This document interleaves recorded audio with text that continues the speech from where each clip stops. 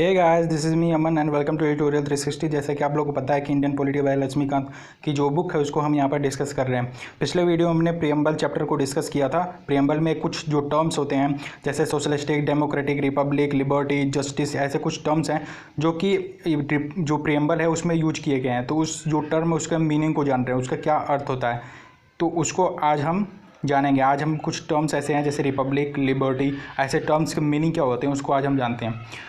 तो अगर चैनल पर पहली बार आए तो जरूर चैनल के साथ जुड़िए, इससे हमें काफ़ी मोटिवेशन मिलेगी। तो बिना किसी देरी के हम अपने टॉपिक पर चलते हैं। तो रिपब्लिक मतलब होता क्या है? जो डेमोक्रेटिक पॉलिटी होती है उसको दो भागों में डिवाइड किया जा सकता है। पहला होता है मोनार्की और दूसरा होता है रिपब्लिक। मोनार्की मतलब क्या होता है? मोनार्की यानी राजशाही, जहाँ पर हेरिडिटरी पोजीशन होता है। जैसे कि जो हेड ऑफ स्टेट होता है वो यूजुअली किंग या क्वीन होता है, जो अपना ऑफिस को ग्रहण करता है सक्सेशन के थ्रू, यानी पिता के बाद उसका बेटा, फिर उसके बाद उसका बेटा, ऐसे करके बनते जाते हैं। ऐसे किंग क्वीन ऐसे हेरिडिटरी रूल चलता है। जबकि रिपब्लिक में क्या होता है, जो हेड ऑफ स्टेट होता है वो ऑलवेज इलेक्टेड होता है, डायरेक्टली और indirectly by the fix period और एंड जैसे कि यूएसए, यानी कि जो हेड ऑफ स्टेट होता है वो इलेक्टेड होता है, चुनकर आता है, और डायरेक्टली या फिर इनडायरेक्टली। डायरेक्टली कैसे आता है, इनडायरेक्टली कैसे आता है, पिछले वीडियो में मैंने बताया था। डेमोक्रेटिक वाला जो टर्म मैंने डिस्कस किया था वहाँ पर बताया था। जैसे स्विट्जरलैंड वगैरह में होता है रेफरेंडम, इनिशिएटिव, रिकॉल और प्लेबिसाइड के थ्रू डायरेक्टली इलेक्ट किया जाता है, जबकि इनडायरेक्टली हमारे इंडिया में किया जाता है। हेड ऑफ स्टेट मतलब क्या होता है इंडिया में? जैसे अगर बात किया जाए हेड ऑफ स्टेट, तो हेड ऑफ स्टेट जो है वो प्रेसिडेंट होता है। हेड ऑफ द गवर्नमेंट कौन होता है? हेड ऑफ द गवर्नमेंट जो होता है वो प्राइम मिनिस्टर होता है इंडिया के कंडीशन में। जो टर्म यूज किया गया हमारे प्रियम्बल में उसका सीधा सा मतलब यही है कि हमारा जो हेड ऑफ स्टेट होगा वो इलेक्टेड होगा, यानी हमारा जो प्रेसिडेंट होगा वो इलेक्टेड होगा, जो कि इनडायरेक्टली इलेक्ट होता है और कुछ फिक्स पीरियड के लिए वो चुना जाता है, जैसे कि 5 साल के लिए वो चुना जाता है इंडिया में। तो यहाँ पर रिपब्लिक का दो और मीनिंग होता है, दो और चीज़ें होती हैं। जैसे कि पहला ये होता है कि जो पॉलिटिकल सॉवरेनिटी होती है वो लोगों के हाथ में होती है, not in a single individual like a king, यानी किंग के हाथ में नहीं होती है, क्योंकि किंग जो होता है वो हेरिडेटरी चुन के आता है। यानी सबको पता होता है कि जो राजा है उसका बेटा ही जाके बाद में राजा बनेगा, तो लोगों के पास कोई अधिकार नहीं है। जबकि अगर बात किया जाए अगर रिपब्लिक स्टेट में, तो वहाँ जो हेड ऑफ स्टेट होता है वो लोगों के द्वारा इलेक्ट होता है, तो लोगों के हाथ में पॉलिटिकल सॉवरेनिटी होती है।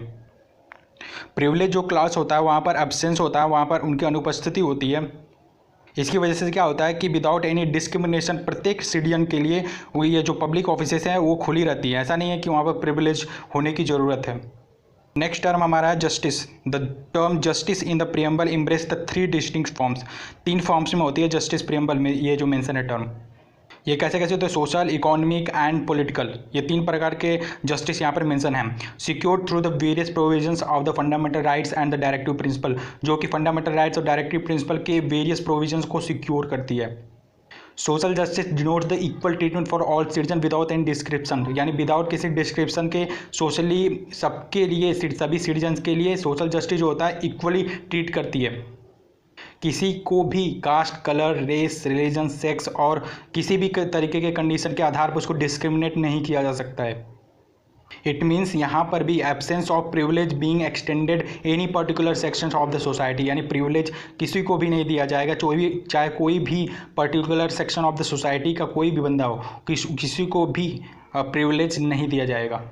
इसकी वजह से क्या होगा? Improvement in the condition of the backward classes, यानी बैकवर्ड जो क्लासेस है SC, ST, OBC वगैरह जो है, वुमेन है, उनके जो कंडीशन है उसमें सुधार होगी।